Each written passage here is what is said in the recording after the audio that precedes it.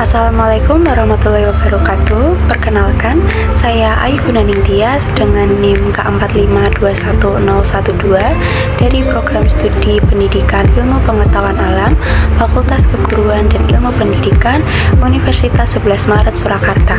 Pada kesempatan kali ini, saya akan menyajikan video kreatif pembelajaran mengenai gempa bumi. Baik, langsung saja kita mulai. Pada video kreatif pembelajaran ini memuat dua bagian. Yang pertama, peserta didik dapat memilih mengenai jenis-jenis gempa bumi, di mana di situ terdapat penjelasan dari guru. Yang kedua, terdapat bagian dari game yang akan dilakukan oleh peserta didik setelah mendengarkan materi dari guru. Oke, kita masuk ke bagian pertama, yaitu materi mengenai jenis-jenis gempa bumi. Sebelum kita memasuki materi jenis-jenis bumi, alangkah lebih baiknya jika kita mengetahui definisi dari gempa bumi itu sendiri.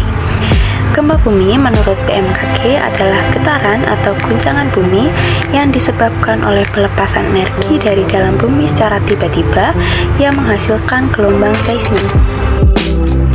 Baik, kita masuk ke jenis gempa bumi yang pertama. Yang pertama adalah gempa bumi tektonik. Apa itu gempa bumi tektonik? Gempa tektonik adalah gempa bumi yang disebabkan oleh pergerakan lempeng-lempeng tektonik yang menyusun kerak bumi. Pergerakan lempeng-lempeng dapat berupa pergeseran, tumbukan, atau penunjaman antar lempeng. Gerakan tumbukan adalah gerakan lempeng yang bertabrakan satu sama lain. Sedangkan gerakan pergeseran adalah gerakan lempeng yang bergerak berlawanan arah satu sama lain. Jika gerakan penunjaman adalah gerakan satu lempeng yang menunjam ke bawah lempeng lainnya, seperti yang tertampil pada video di belakang.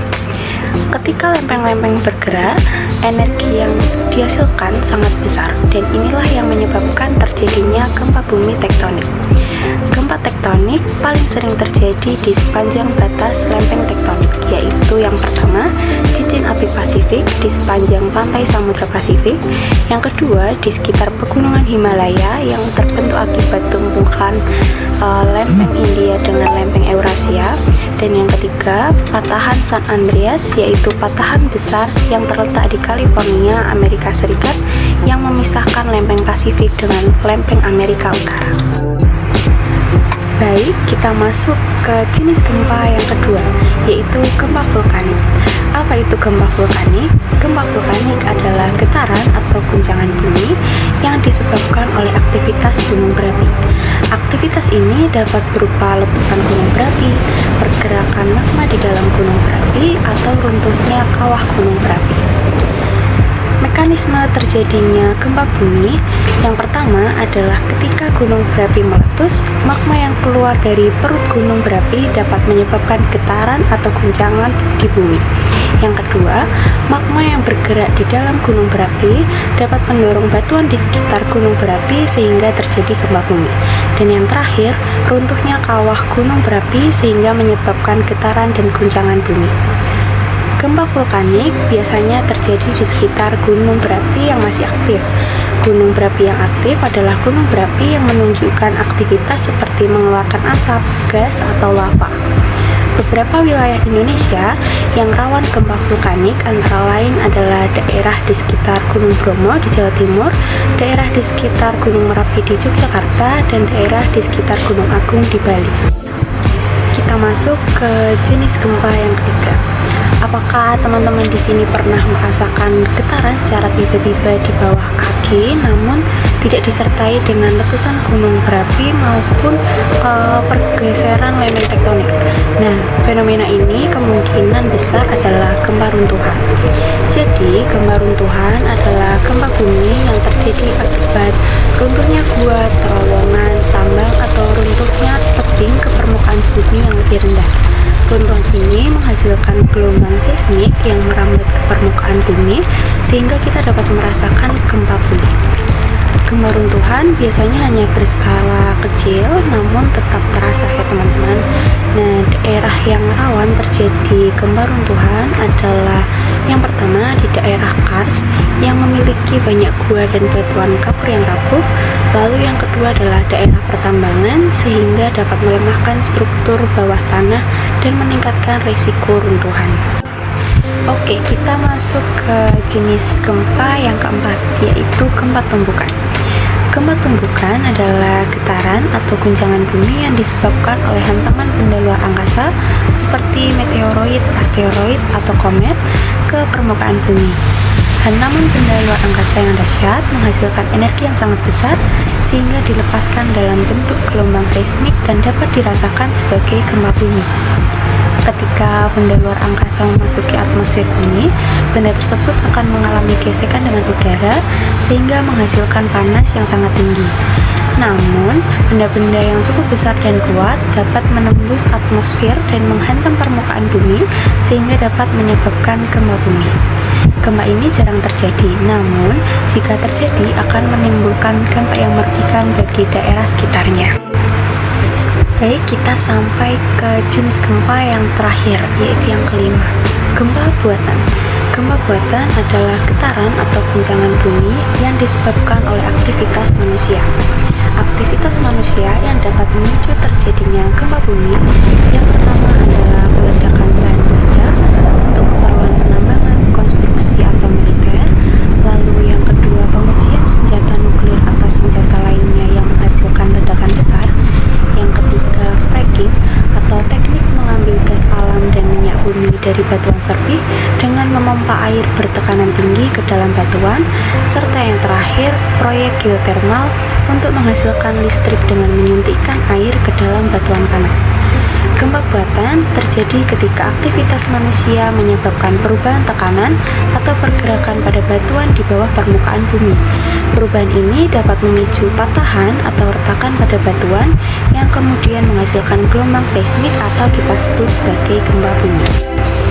Kita masuk ke bagian 2, di mana di bagian ini peserta didik akan melakukan game mengenai bangunan tahan gempa. Seperti video yang tertampil di belakang, di mana jika terjadi gempa, bangunan akan porak-poranda atau berguncang ke sana kemari. Maka dari itu, sebagai bentuk mitigasi bencana, peserta didik akan melakukan game mengenai bangunan tahan gempa agar mereka lebih paham bangunan seperti apa yang tahan terhadap gempa dan aman jika terdapat di daerah yang rawan bencana gempa bumi. Oke, kita mulai gamenya. Yang pertama, di sini peserta didik akan memilih jenis bangunan yang tahan terhadap gempa bumi.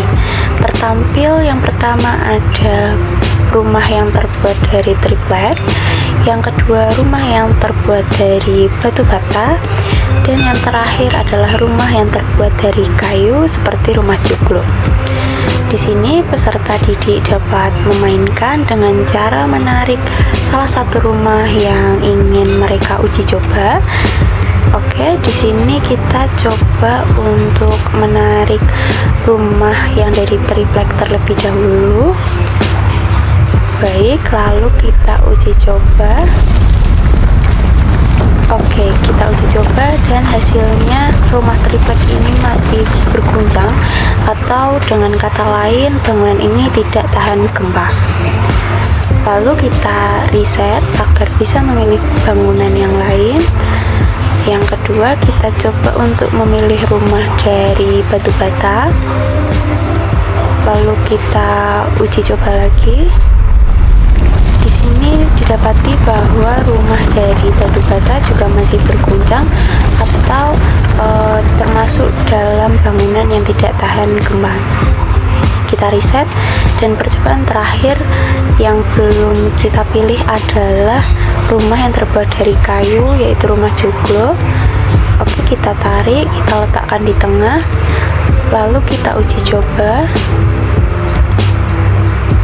Oke, di sini hasilnya rumah joglo yang terbuat dari kayu tidak mengalami pergeseran saat terjadi gempa bumi, sehingga dapat disimbolkan bahwa rumah yang terbuat dari kayu dengan rangka yang kuat dan susunan yang kokoh akan tahan gempa daripada bangunan yang terbuat dari triplek atau batu bata. Setelah melakukan game, peserta didik akan mendapatkan tambahan materi mengenai faktor bangunan tahan gempa. Yang pertama yaitu pondasi bangunan, di mana bangunan tahan gempa harus memiliki pondasi yang tertanam dengan dalam di dalam tanah.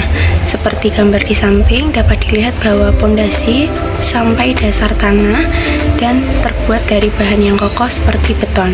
Dengan begitu, saat terjadi gempa, bangunan tidak akan terguncang dengan hebat karena pondasinya sudah kuat. Faktor yang kedua adalah rangka bangunan, di mana bangunan tahan gempa harus memiliki rangka bangunan yang terbuat dari bahan yang kokoh dengan sambungan yang kuat. Dengan begitu, apabila terjadi gempa, bangunan tersebut akan tetap kokoh berdiri karena rangkanya yang kuat. Dapat dilihat pada gambar di samping, yaitu merupakan contoh rangka bangunan tahan gempa yang terbuat dari baja dengan susunan struktur rangka yang kuat. Sekian video kreatif pembelajaran dari saya, semoga dapat membantu teman-teman dan peserta didik dalam mempelajari materi gempa bumi. Terima kasih. Wassalamualaikum warahmatullahi wabarakatuh.